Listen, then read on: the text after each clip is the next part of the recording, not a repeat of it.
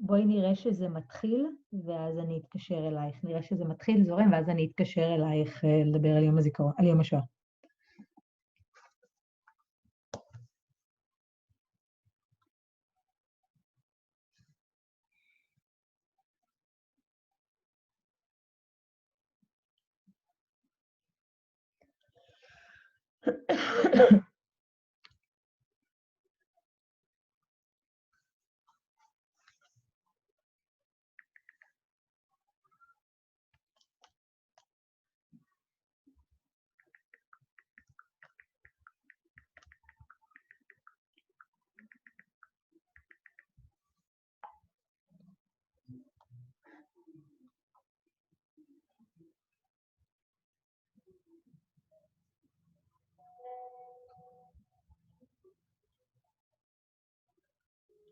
היי.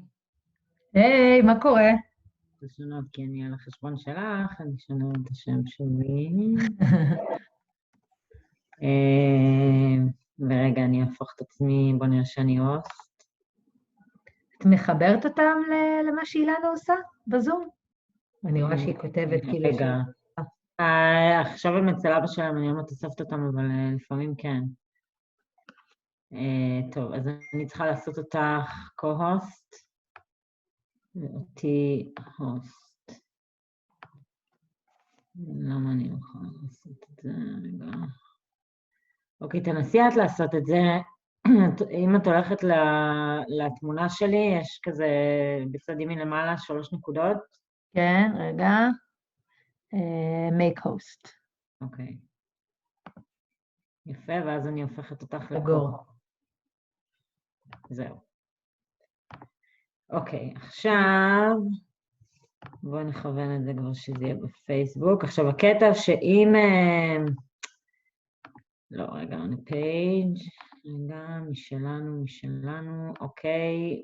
מה הטייטל שאני נותנת לזה? לטייטל של... בדיוק, מה שכתוב בזימון. אוקיי, אז שנייה רגע. לא, הנה, נתקעתי בלי עדשות. כי יואו. אי אפשר לבוא לקנות אצלם יותר, זה רק בהזמנה. היי. אני כבר שבוע ככה. משקפיים. כן. וואי, איזה סיוט, תאמיני לי שיגמר כבר, זה מה זה... אני עוד בתקווה שבראשון למאי. את חושבת?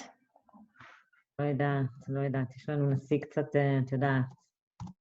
כאילו, הבעיה היא שזה פשוט גדול פה, הם לא נראה לי אפילו בהתחלה של להשתלט על זה. כן. כן, בניו יורק יותר, פה. מה קורה? אבי תכף יעלה. אין בעיה. הבעיה היא שעכשיו שכולם, כל המשתתפים יעלו, בגלל זה רציתי לשים בווייטינג רום, שהם יעלו, ואז כאילו, את יודעת, הם ישמעו את הדיבורים, אבל סבבה, איך את רוצה להתחיל את ה... את תציגי אותו? כן, לירן מציגה אותו. אוקיי. אז כאילו, רק תגידו לי, אוקיי, מתחילים, ואז אני ישר מעלה את זה בלייב. סבבה, לירן, זה יהיה בלייב בעמוד שלנו, אם את רוצה לעשות לזה share איפשהו. סליחה? אני אומרת, זה יהיה לייב בעמוד שלנו, אם את רוצה לעשות לזה share אצלך. מגניב. אז שירי אמרה שנגיד... יש חדש בכמות האנשים שנרשמו לסעה? חכי רגע, אני תכף אסתכל לך. אני רק אומרת שנגיד לשירי שאנחנו עומדים להתחיל, ואז היא תתחיל את הלייב פשוט. כן. כן, רק שתגידי לי, אוקיי, עכשיו נתחיל, ואני ישר מעלה, כאילו זה לוקח כמה שניות, כאילו כיוונתי את זה, אני רק צריך ללחוץ על הכפתור. רק שתדעו שהדבר היחיד ששיניתי בסטינג, זה כל מי שנכנס, הוא יהיה על מיוט. מעולה.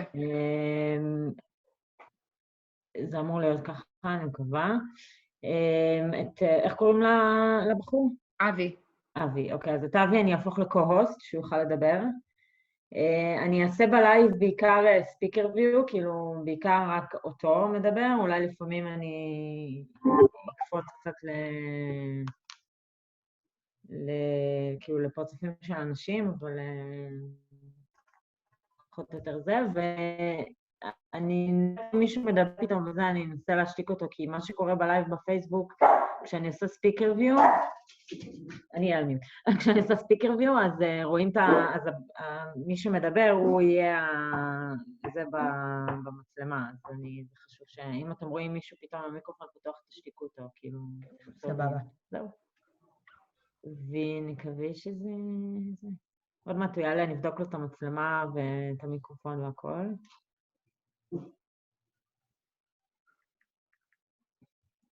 אני רואה התחלת להקליט. אני? כן. לא, אמרתי תוך כדי, אתה חייב להתייעל תוך כדי הזומים האלה, כאילו, לעשות ישיבות. אני הפכו אותי לאיש טכני. כאילו, זה מצחיק, עשיתי טרנינג, אתמול היה לי לייב פייסבוק של מכבי תל אביב. אוקיי. זה היה הלייב פייסבוק הגדול, כאילו, הראשון הגדול שלי. וואי, איזה קשה זה היה. זה מאוד נפלא. כי זה, תחשבי, 10 שחקנים, או לא יודעת כמה, 5-6 שחקנים, מבוגרים, לא מבינים, כאילו. אז זה עובד. וואי, איזה קטעים זה היה. עלו הרבה? כן. עלו הרבה, וגם בלייב ראו מלא. זה כאילו היה נורא נחמד, כי תראה את מיקי ברקוביץ' ואולסי פרי וזה, אבל זה היה קצת... את אומרת להם, מיקי, אולסי, תדליקו את המצלמה. כן. שמעון מזרחי, מצלם את האוזן שלו. שירי, סליחה, מה את עושה? כאילו, את גם ב-IAC? כן. אני ב-IAC לוס אנג'לס, בימים רגילים אני אחראית על כל האירועים הגדולים של הסניף, כמו הגאלה, הפסטיבל וכאלה, ומכיוון שביטלו לי את הפסטיבל ודחו לי את הגאלה, אז עכשיו אני עוזרת לנשיונל עם כל הלייב פייסבוק וכל הפרומושן. מגניב. הנה אבי. היי אבי. ערב טוב. ערב טוב, מה נשמע? שלום, אבי. נעים מאוד. נעים מאוד. אבי חייתי הנשיונל דירקטור של משלנו, שירי גם עובד ב-IAC, היא הייתי לוס אנג'לס, זה התמיכה הטכנית להיום. תכף אנשים יתחילו לעלות, שירי תשים את כולם על מיוט והיא הפכה אותך לקוסט. אני אציג אותך, אני אגיד שאני מארגון מסע שמפעיל תוכניות ארוכות טווח בישראל, אני אציג אותך תחת הכותרת שאתה נתת של ה-Executive Director of the Educational Department Unit, זה סבבה? כן. וזהו, ואז בגדול המסך יעבור אליך. אני רק מוודא כי אתם שומעים עכשיו בעברית, אבל היחידה היא באנגלית, נכון? סליחה? אתם שומעים אותי טוב? כן. קצת חלש. אז רגע, שנייה. תגידו אם ככה זה יותר טוב. יותר טוב? כן. פחות אסתטי, אבל לא נורא. אתה קצת מקרטע, אני מקווה אני חושב שיהיה בסדר, כי אני עושה זומים מהחדר הזה כבר איזה שבועיים שלושה. אני רק מוודא איתכם שהסדנה היא באנגלית, או שאני טועה. כן, כן, כן, בוודאי. בסדר גמור. ויש לי שעה, נכון? כן. בסדר גמור.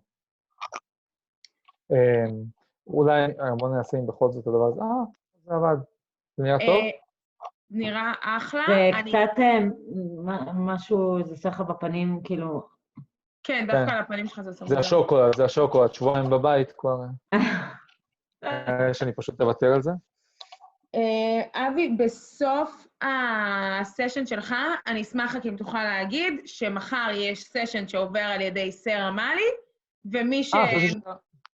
ומי שמעוניין עדיין יש מקומות והוא יכול להירשם, כי יצא שאצלך יש יותר אנשים, יש אנשים שנרשמו אליך ולא נרשמו לסרה. אז תזכיר להם, אולי זה יתאפשר להם גם. זה הנושא של סרה הוא האדפטיב, נכון? אדפטיב לידרשיפ, נכון. כן. בסדר גמור. תנו לי רק כרגע לבדוק אם ה-share עובד טוב, כי אני משתמש באיזשהו אתר שהוא לפעמים עושה בעיות. אני רוצה לוודא שהוא עובד טוב. הייתי בטוח שהסשן של סרה הוא אחריי. לא, אתה קודם. סרה מחר. באותה שעה.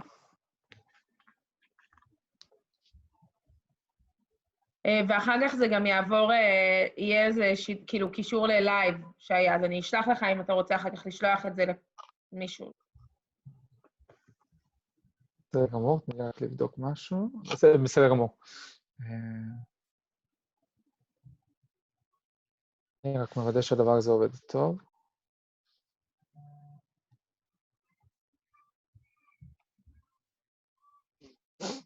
אוקיי, בסדר גמור.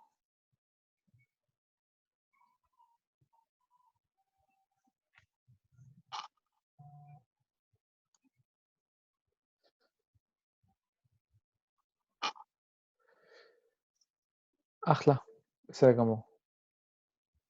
מה שלומכם? איך שם? פחות טוב מאצלכם. אני כאילו יודעת לענות על השאלה הזאת, כי א', אני מרגישה שאת כל החדשות שלי אני צורכת מישראל, אז אנחנו כאילו כבר 3.5 שבועות בבית, הרבה לפני אנשים אחרים בניו יורק. מתוך ציונית כאילו? כן, מתוך זה שהבנו שדברים הולכים לקרות, כולנו במשרד מחוברים לחדשות בארץ, אז אתה מבין שהבנו כבר שמשהו הולך לקרות, אז יצאנו הביתה כמה ימים לפני כל השאר, ופשוט אני לפחות, אנחנו כל היום בבית, כאילו יצאתי בשבוע האחרון פעמיים, שאחד מהם היה לסופר, אז קשה לי לדעת מה קורה בחוץ. ממש מה שאני יודעת זה מה שמשדרים בארץ. טירוף מוחלט. טירוף מוחלט. אנחנו רואים ביוטיוב את החדשות של אמריקה כל לילה, אחרי החדשות של ישראל. כן, ואיזה שונה זה החדשות של פה מהחדשות של כי בארץ מציגים את זה בצורה אחרת מה שקורה פה מאשר מה שבאמת קורה פה.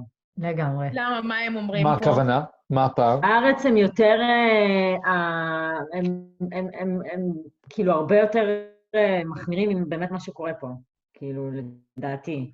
זה כן. כאילו הכי גרוע, מי שגר פה ושומע את החדשות מהארץ על פה, כאילו רוצה לעלות על מטוס כאילו עכשיו. לגמרי. הצבא נכנס, אז זה כאילו... הרבה חזרו. בניו יורק, פה בקליפורניה, כאילו בסדר, אני לא כל כך מרגישה את זה פה, האמת. כאילו אני מרגישה, אני בסגר, אבל... שמי, אני איטלקי במקור, והמשפחה שלי באיטליה, ואני יכול להגיד לך שהרגשתי בדיוק כמוך, אבל אחר כך גיליתי שפשוט מה שאומרים כאן בחדשות, הוא ברף הגזמה שהוא מגיע במציאות 3 ימים, 4 ימים אחר כך, לא יותר. כן, באיטליה אין כאילו קטסטרופה? עכשיו כן, אבל פה התחילו לדבר על קטסטרופה באיטליה לפני שבאמת היה קטסטרופה. כשפה דיברו על קטסטרופה באיטליה, אמא שלי שהיא בת 75, רגע, אבי, אני מה זה חייבת לעצור אותך שנייה, כי אתה מקרטע, באמת? איזה מוזר. כן, אתם רואות את זה גם? כן, אני שומעת אותך טוב, אבל כאילו יש קפיצות קצת במסך. כאילו המסך נתקע. כן. אני חושבת אבל שברגע שתתחיל את המצגת ושומעים אותך טוב, כן, אבל עדיין רואים אותו כאילו בלייב בפייסבוק. נכון. אני גם בלייב בפייסבוק. עכשיו שומעים בסדר? כן. שומעים אותך בסדר, אבל המסך כאילו כופה למאית השנייה. כמו באפרים כזה, במסך. זה מוזר מאוד, כאילו... זה ליטרלי הפעם הראשונה שאני מקבל... אתה רוצה אולי לצאת ולהיכנס שוב לפגישה? לנסות? או שלא, נשאיר את זה ככה? יש לנו 2 דקות, כן? אני אנסה. אוקיי. טוב, מישהו עולה, אז... זאת טלי. כן, טלי.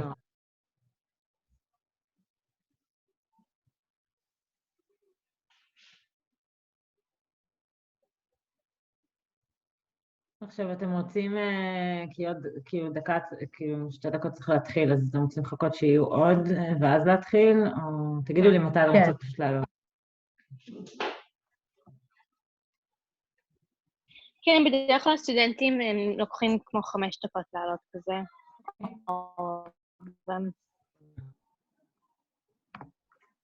בוא נראה שאבי יעלה והכל יהיה בסדר.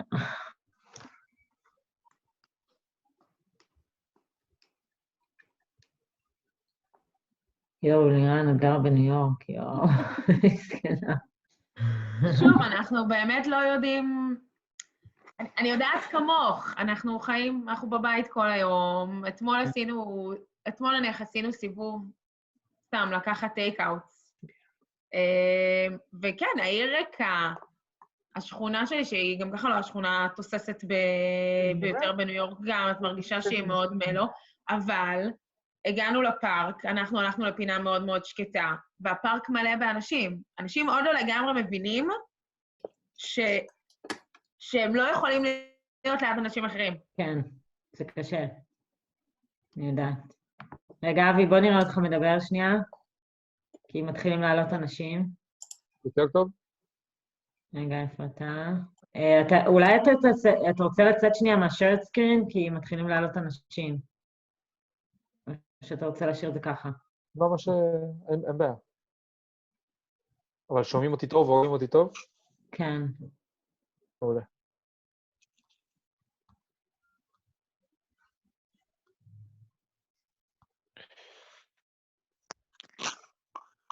גם חיית ולירן תזכרו לעשות מיוט לעצמכם.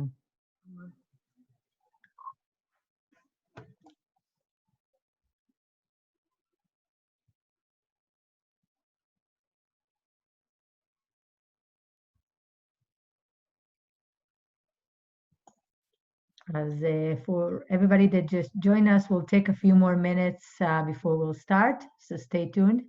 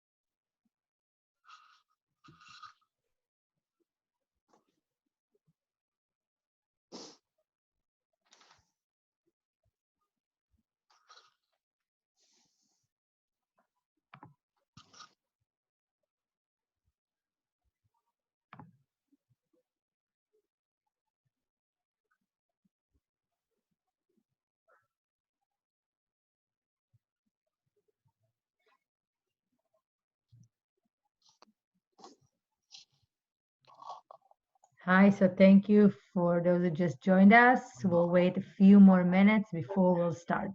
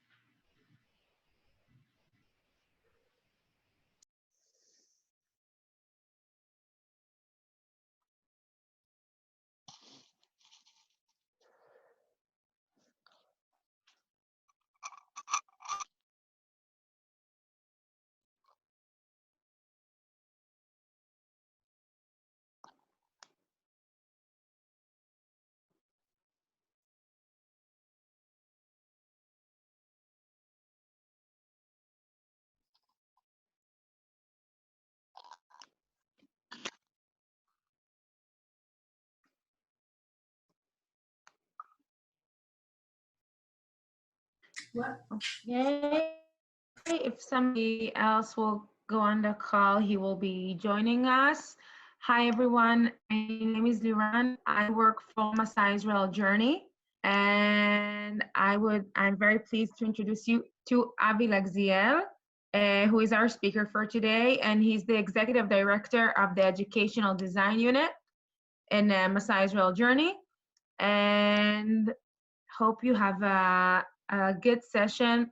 Feel free to ask the questions in the chat, and afterwards we'll have time for Q&A. Thank you. Great, thanks, Liran. Thank you, everyone. It's a pleasure to be here to connect tonight. We are here to have a conversation about career, and specifically to understand what we're supposed to know or what we should know about what's changing in the job market based on the COVID-19 outbreak. As Liran said, I'm Avi Legziel. I'm originally from Italy, moved to Israel 12 years ago. My field of expertise is career management and adult learning. And what we're going to do tonight is trying to understand how does a career work, how it should work, when reality out there is normal and where there are not surreal scenarios going on. And then we're going to try and tweak it to understand actually what's changing because of the COVID-19 outbreak, and what is the best way to make a career decision, given that things in economy, society, culture, and definitely in the job market are already changing. That's what we're going to do tonight. We're going to divide it in two parts. In the first part, I'm going to try and have a conversation with you about what we think about when we think about career, when we talk about career, just to create some sort of shared language on which we can add afterwards a whole series of insights and tools to make better career decisions. And in the second part, I'm going to give you one specific tool that can definitely serve you in the days, serve you also afterwards when you will have to make career decisions. That's what we're going to do. I already wrote in the chat the link to connect to our VooClap platform. I'm going to share the screen just in a moment so that you're going to see the presentation. In the meanwhile, please enter the link that I wrote in the chat, either through your phone or tablet or your computer. I'm going to wait a few moments so that you can enter the link.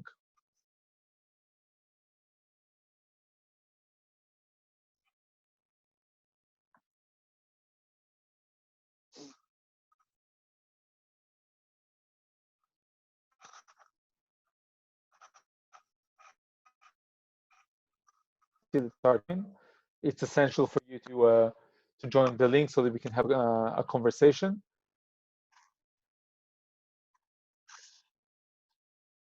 I'm gonna copy and paste the link so that everyone is gonna see it. Also, those that entered the session a little bit later. Thank you, Liran.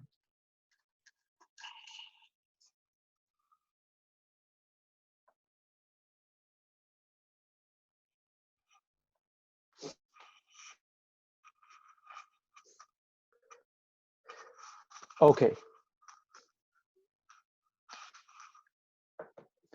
So in order to make this session as practical and as useful as possible, I would like to start with a question. You joined us tonight to talk about career. I assume that most of you are busy thinking what will your career look like, and even more now when the economy is as unstable as it could get, given everything that is going on. So I would like you to just share with me, what is it that keeps you awake at night? And maybe what keeps you awake at night is a bit of a dramatic question, but what I would like to hear from you is what answers you would like to get from this session. Is the question clear?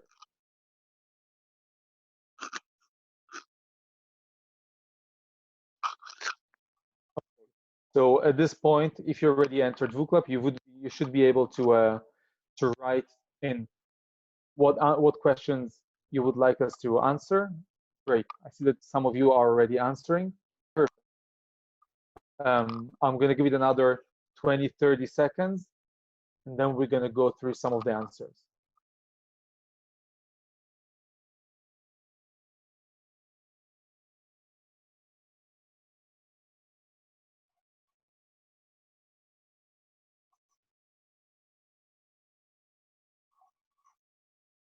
Okay, some of the things that you wrote. How can I make my CV really stand out? Actually, we are going to talk about it just in a few moments. I'm going to give some tips. The careers I want to explore through internships don't have the opportunities. It's a bit of a paradox, but actually the upcoming economic crisis is good news for those of you who are not finding paid opportunities. I'm a senior. Will anyone be hiring after graduate? The answer is yes. Then we're gonna see later on who might be hiring. Jobs, family. It's a big word. If you would like to add anything, I'd love to understand more what you meant. I think we're gonna discuss most of the things that you're raising here. And in order to understand a little bit better what we talk about when we talk about career, we are going to do the following. I'm going to show you now a series of 4 statements, one by one. And what I would like you to do is to react. The platform is going to give you a choice of emojis. And what I would like you to do is just to pick the one that expresses the best way. How do you feel about this statement? The first statement is, I would feel comfortable working in the same organization my whole life. How do we feel about it?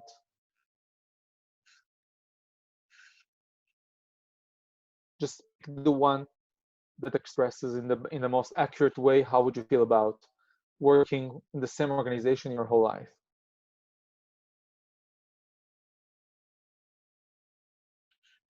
Wait a few seconds just to see when the answers are going to show up.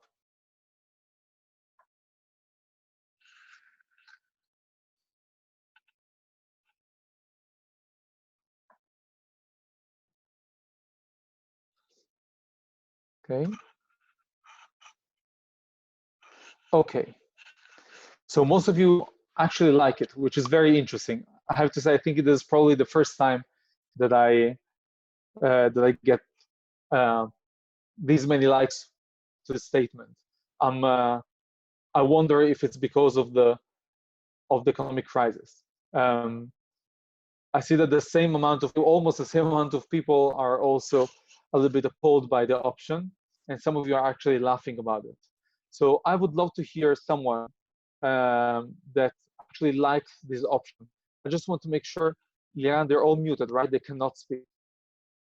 Okay, so can anyone who likes this option write in the chat why you would feel comfortable working in the same organization your whole life?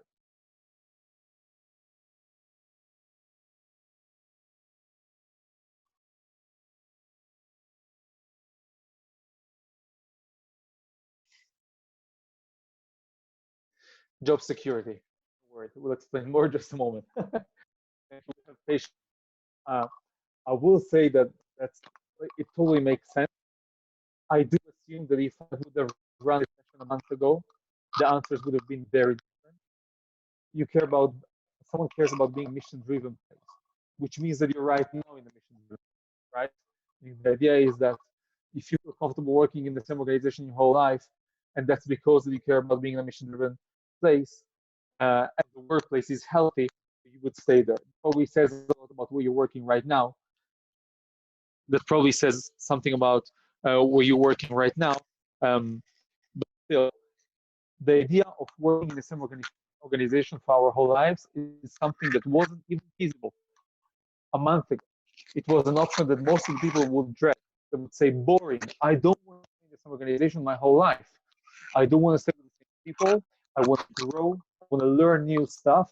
And to be honest, chances are that if you try to stay in the same organization your whole life, most probably the organization won't let you stay because different reasons. A, if you stay in the same organization your whole life, your salary expectations will grow, which means that it's a bit of discretion. Yes.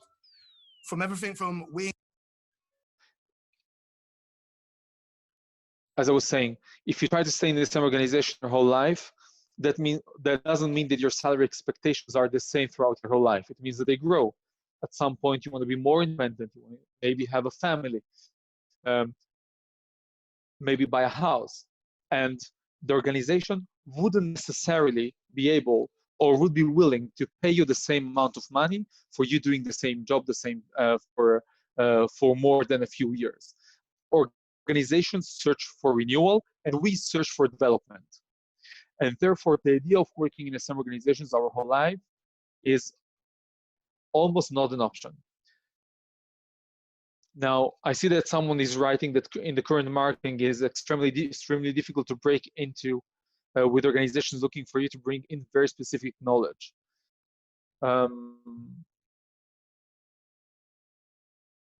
And it's difficult to search for a job and work at the same time, which is definitely true. But again, I want us to get used to the idea that probably even after the crisis, chances of us finding an organization where we want to stay our whole life without suffering, or that would let us stay and keeping the same working conditions throughout our whole life, are minimal or none. And therefore, the idea is to look at what are the working experiences that one after the other can improve our working capacity, our professional capacity, add new skill sets, widen our network, and therefore allow us to move up in the ladder or navigate the job market in a way that is interesting for us and also healthy and that triggers development. And not only looking at security. Now, I want to say this now, and I'm going to repeat it afterwards, especially in these days with everything that is going on. I'm sure that security is an absolute priority. So I'm not saying ignore security to have a more adventurous career. But I do want to say, let's look at the two parameters together and let's see how they can inform our decisions. A little bit more about it afterwards. Let's move to the second statement. The way I work is deeply influenced by my parents and/or grandparents' approach to work. How do we feel about this? We're going to give it 20 to 30 seconds, and then we're going to look at results.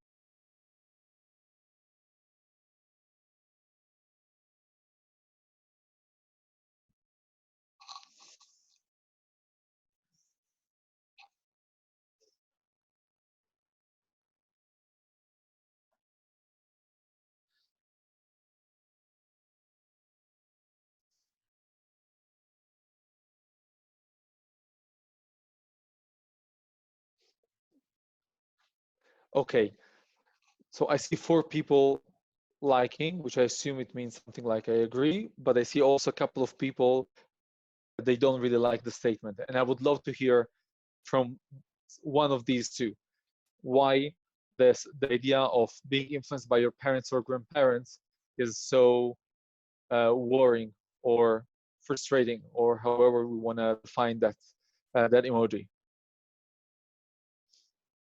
You're invited to write in the chat or to unmute yourself, to be honest, I don't mind.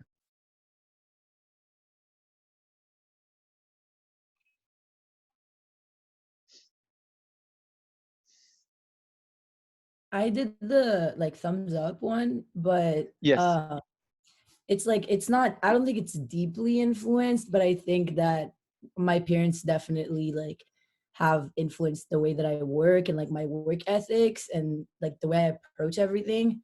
So just by seeing them work my whole life and growing up, I think that influences us. But now that I'm becoming an adult, then I'm developing my own approaches and my own thoughts about that. No, right? Yeah. So it's very interesting because when I show this phrase, when I show this statement, people go to different directions.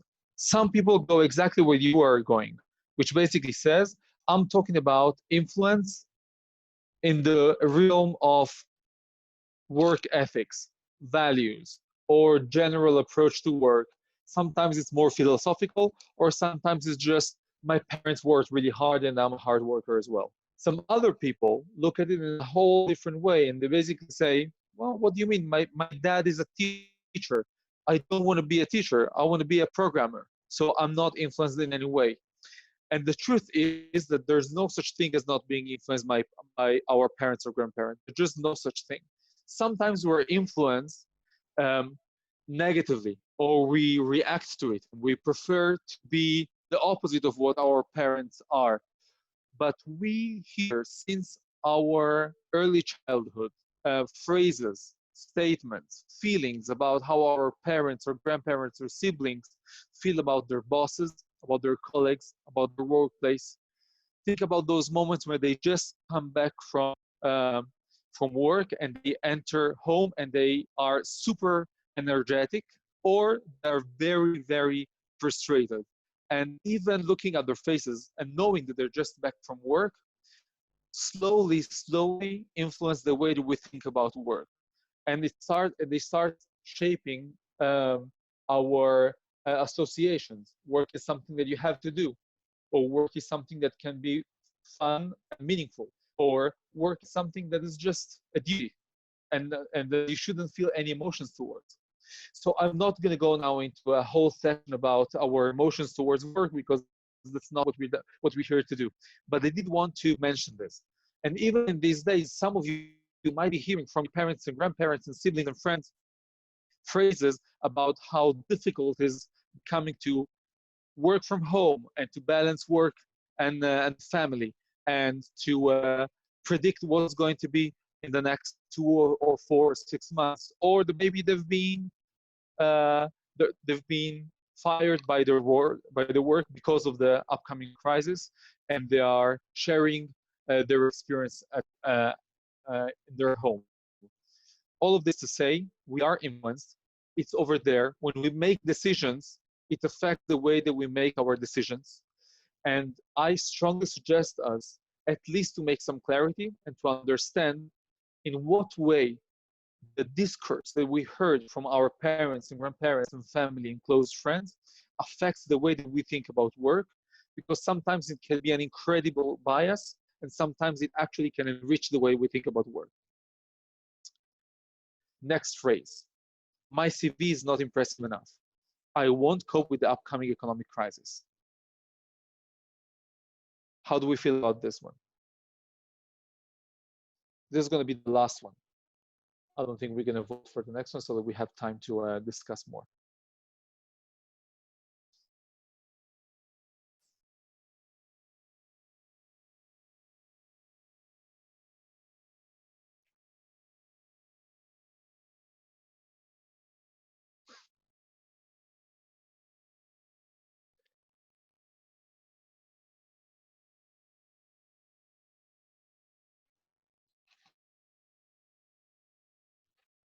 Yeah, what I see right now is a very depressing scene. I basically understand that most of the people who voted are worried about what's going on with them and with their career because of the economic crisis. And someone share why they voted other the crying emoji, other the face palm, or the one guy that actually likes it. You can unmute yourself if you can chat with her. I'd really love to hear.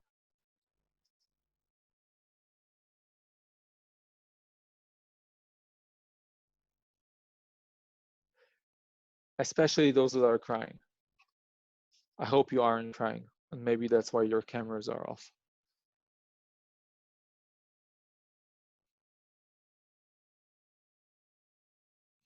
I'm going to give you just a few more seconds to you that are typing.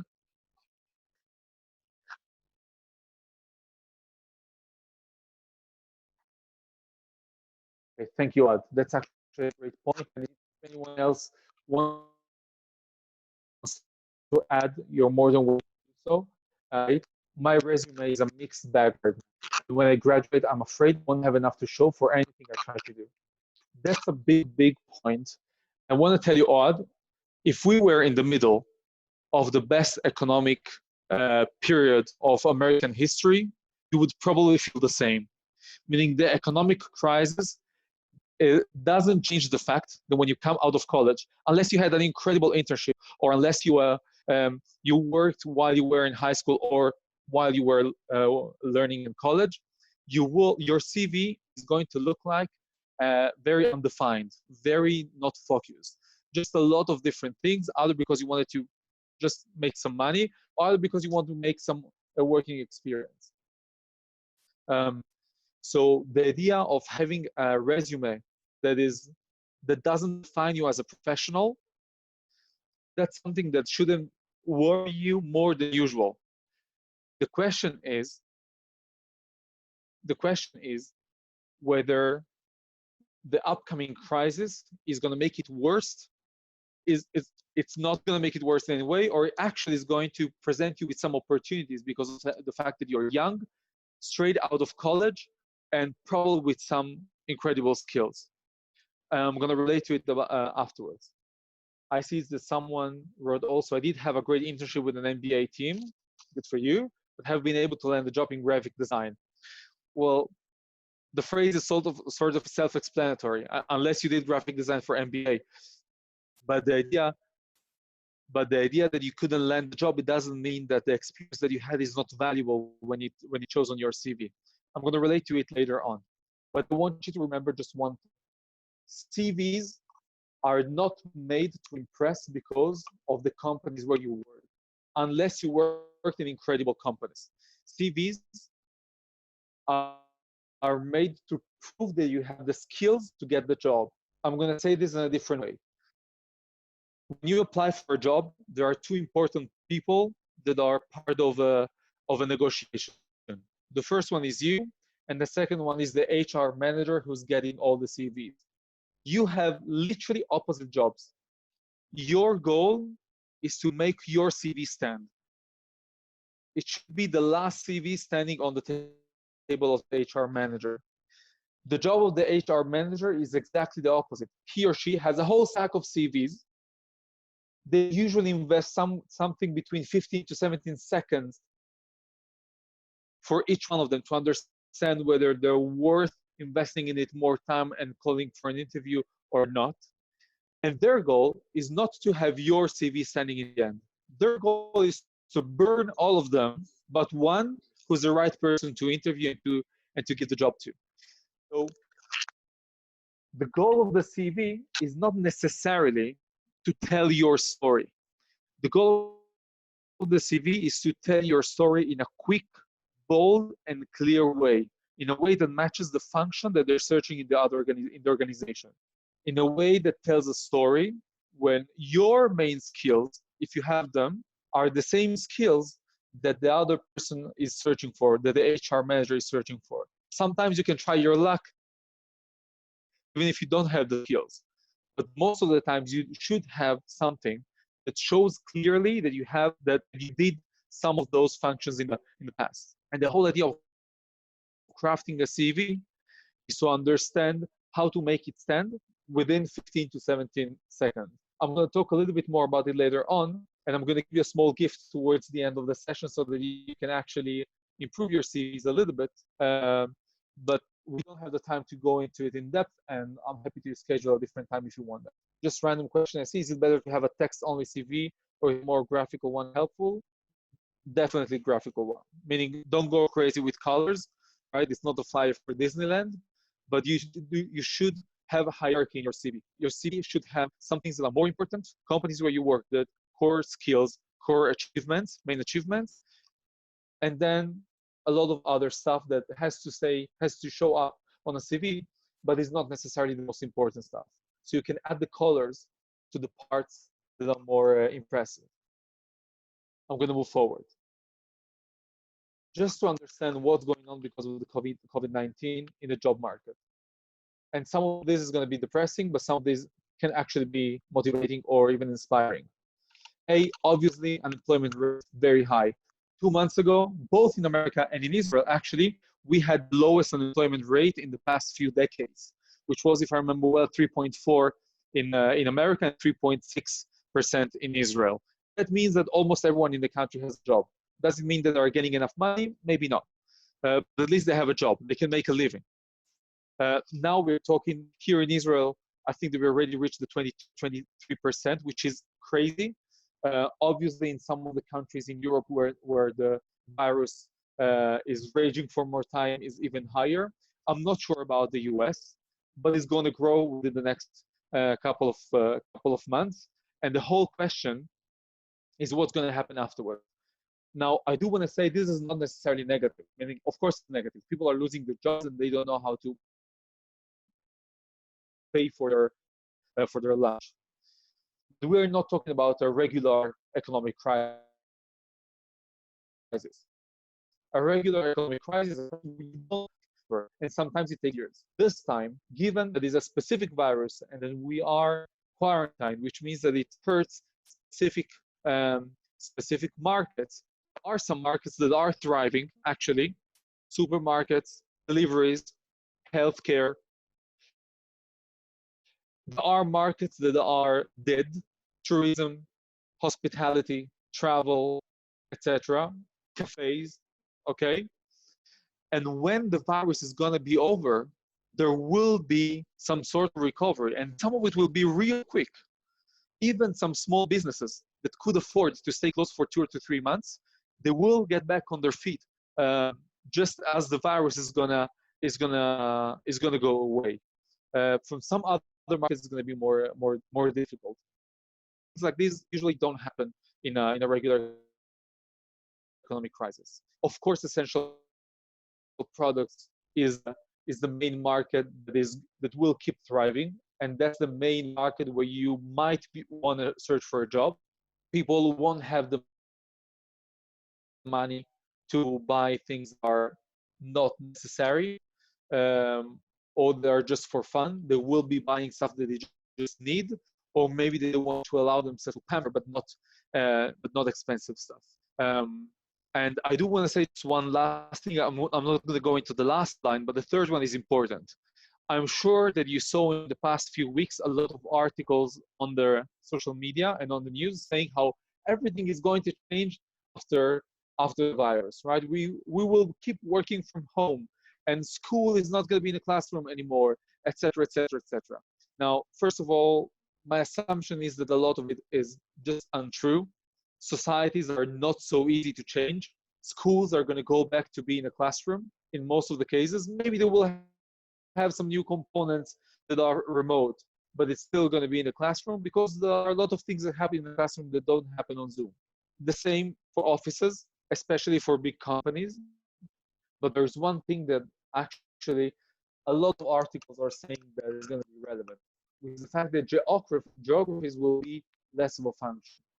Or in other words, companies might prefer to hire someone that is not in the same city and not to have him or her in the office if they have the right skills and if they are less expensive, which is something that beforehand was a little bit less popular. It happened even in the non-profit market, by the way, which is usually the last market to adopt trends, but it happened a little bit less. So I think that this is actually an opportunity. And I want to finish with one phrase, and I'm not going to ask you to react to this because I want to move forward with the content, which is, I like my job and I enjoyed my studies. I don't think that I want to work in the field that I learned in college. I've been working with hundreds of young professionals the past 2 years, and this is hands down the phrase that I hear the most. I'm learning this in college, or I'm learning in college, whatever the field is, web development, engineering, logistics, psychology, whatever. I enjoy my studies. I'm not sure what I want to do. I'm not sure what is my career. I don't know what job should I search for. I'm searching for something that allows me to have a higher impact, where I can enjoy myself, etc., etc. And I think that that's actually not the symptom of a crisis. If everyone is feeling like that, that means that it's just a stage. And I think that there's a lot to be said about that, because that means that we are in a stage in history where we can ask ourselves, what is it that I want to do, and how can I recruit my best skills to excel? I'm just going to say that for participants that come to our programs, to our internship programs, there are a few thousands of them every year. When we do with them career management work, this phrase comes time after time after time, even when we speak to them one-on-one. And what we understand is that the academic college is great socially, is great to understand what you like and what you don't like. You can develop yourself personally and professionally, but it doesn't necessarily give you a job. And when you enter the job market, when you start an internship or a job, especially if it's far away from home, you start understanding a little bit better what you like, what you don't like, what you thought is interesting because you learned in college and you love the professor, but actually when you go to your office every single day, you're not interested in doing it. You understand a little bit more how the field that you learned suits you or doesn't suit you, and then you start asking more questions. You understand there's a gap between what you learned in college and the way the job market actually looks like, and you decide that you want to get something better for yourself. And I want to be very realistic with you. Until 3 months ago, I would have told you, you have time. You have time to explore what is it that could be a great career for you. I would say that now, because of everything that is going on, this is much more urgent. There is an urgency to take the time to explore very intensively what we like, we don't like in our career, and then make a decision about how your career might look like. And in order to explain that a little bit more, I'm going to show you one concept that is very popular, which is called Ikigai. It's a concept coming from Japan, when in one of the areas, which is called Okinawa, there are people that are living a long, long life, one of the longest in the world. And when they tried to understand why, they explained it with this graph by saying that they try to live life following the idea of Ikigai, which basically means having a reason to wake up in the morning. And the way to find that reason is by finding an answer to the following questions. What do I love? What are my passions? What am I interested in? What am I good at? What are my skills? What can I be paid for? And what does the world need? I don't like to say what does the world need. It's too Disney for me. I prefer to say what does the market need? And when I look at it, I actually see a lot of other theories and concepts that come from the world of career management, and I prefer to put it in a bit of a different way. And now I really like you to stay with me, because the tool I'm going to give you now is something that can serve every career decision that you're going to make in your life. Just one word about career decisions before I go into the matrix. A career decision, it's not only what job am I going to apply for. That's one of them. But a career decision could be also when you already have a job and they're asking you, do you want to take this project? Do you want to work in this team? Would you like to learn a new skill? We want to send you to a professional development course. Why don't you take this? Meaning a career decision is anything that affects your career, is anything that can widen the way that you work, that can broaden your skill set and make you a better professional.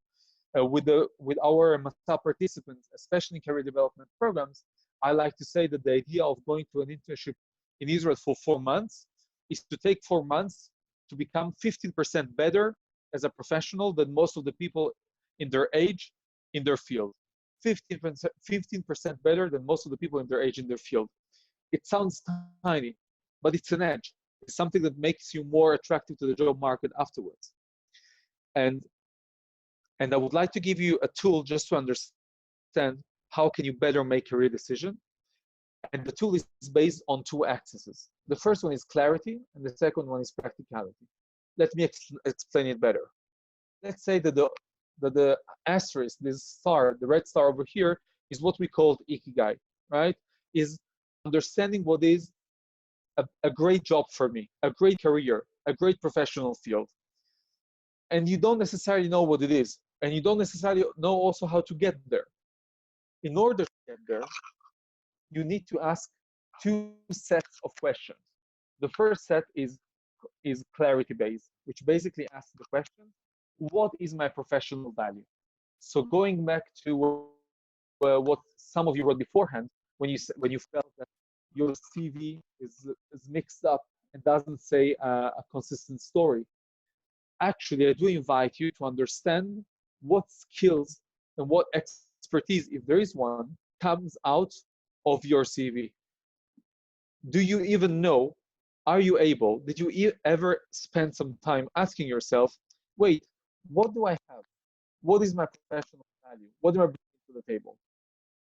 And the second one is practicality, which basically means how I understand the job market. Clarity is something that I ask myself. Practicality is something that I ask Google and professionals out there.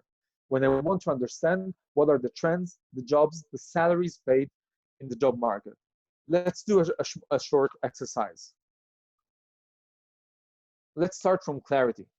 If I want to understand better, if I want to better understand what is my professional value, what is it that I'm bringing to the table, what questions should I ask myself?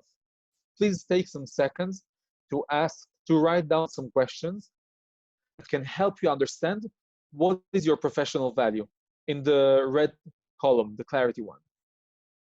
Let's give it 20 to 30 seconds and just write in all the questions that you would ask to better understand what makes you a relevant professional.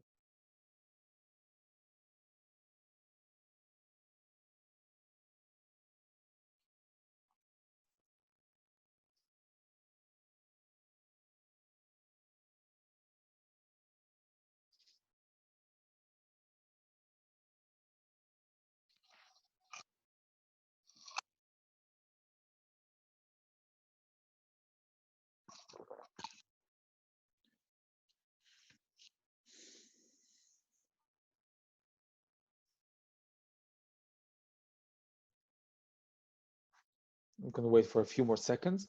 Again, the question is, what questions do we want to ask in order to better understand who we are as professionals?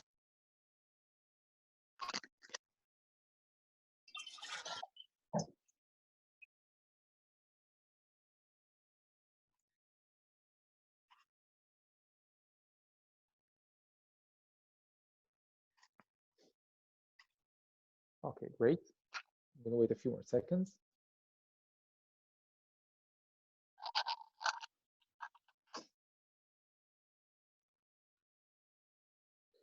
Okay, so how can my skills translate to my dream job? That's a great question. I do want to say, I would suggest you to start from basic. What are my skills?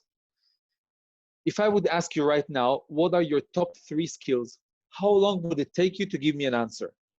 If the answer is more than 5 seconds, you need to work on it. You need to be able to say, hi, I'm Avi. My main skills are a strong expertise in adult learning, a strong expertise in career management.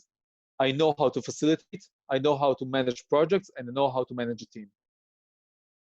It took me 10 seconds to tell you that phrase, but it tells my story in a pretty accurate way.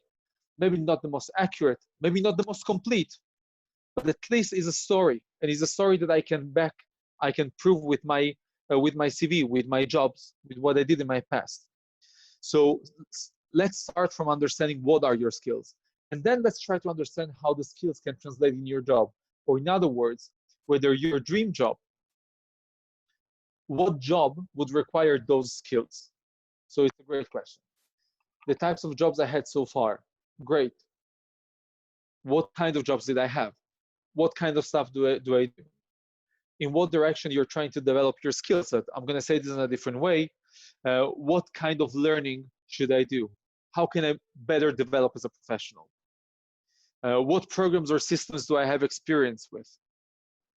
Great point, which basically means, how can I be helpful? What value am I bringing? What hard skills do I have? The difference between hard skills and soft skills usually is that soft skills are things that don't have a clear theory. For example, public speaking. I mean, there are dozens of people talking about public speaking, but each and every one of them will say a different thing. So it's not just one way to do it. Hard skills, for example, is accounting. Either you know how to do it, either you don't know how to do it. It's a very clear methodology. So on one side, I want to ask, what are my soft skills? On the other side, I want to ask also, what are my hard skills?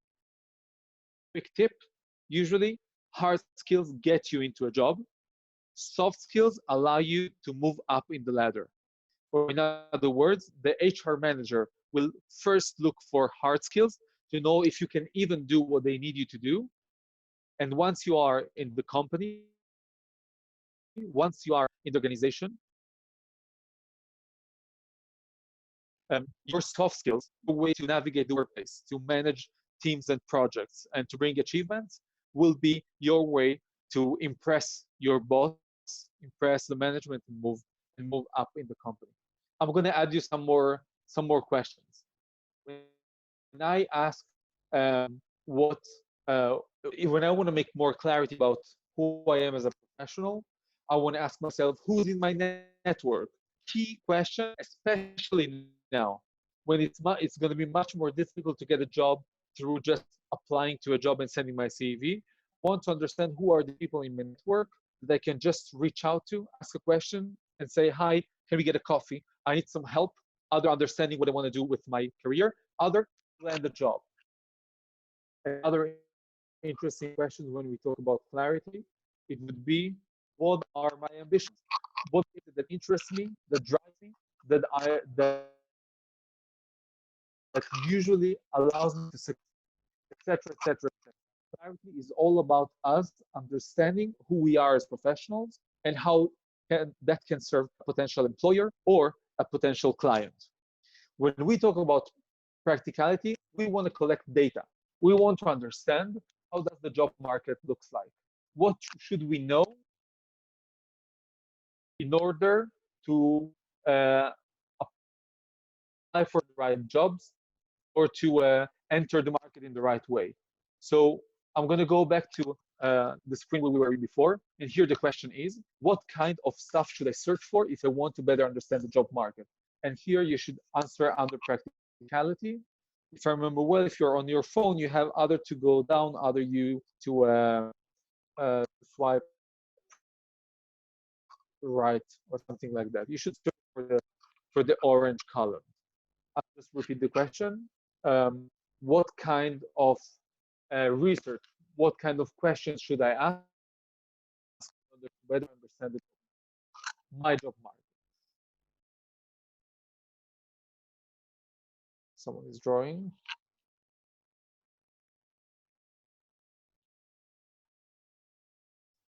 Again, I'm going to give it another 20 seconds.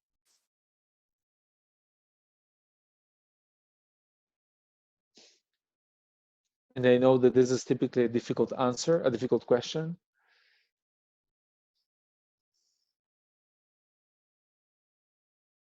Great question. I'm going to relate to it in a moment.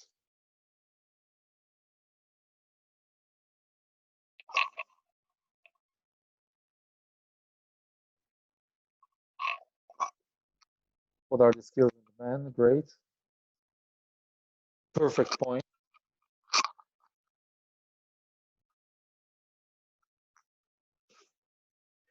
So first of all, I want us to look at the first question. Will there be jobs in my field in the future after all this is over?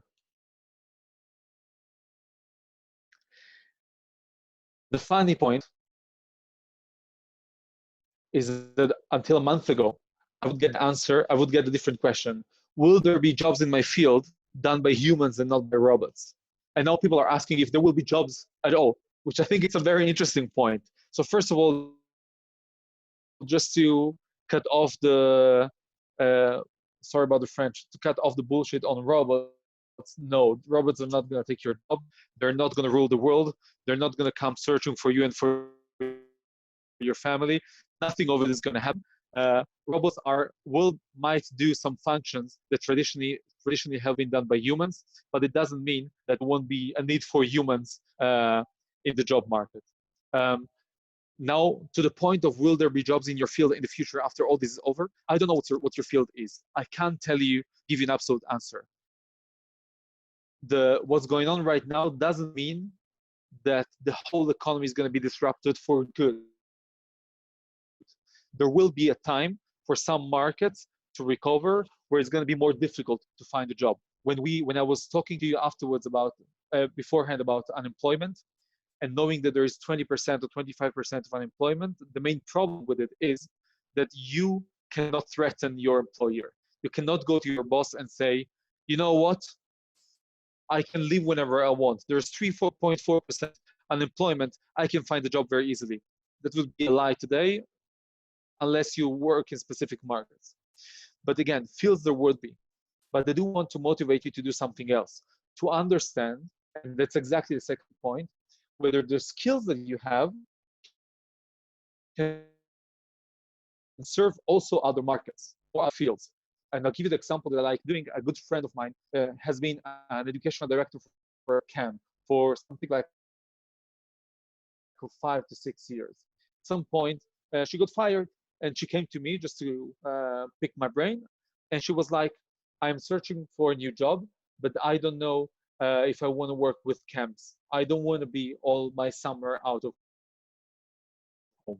And I was like, okay, let's understand what are the skills that you have that can serve other fields. So she said, I know how to do logistics. I know how to create content. I know how to research content. And we thought about this for a while. And then we said, okay, you know what? Event management, event production, search for content people that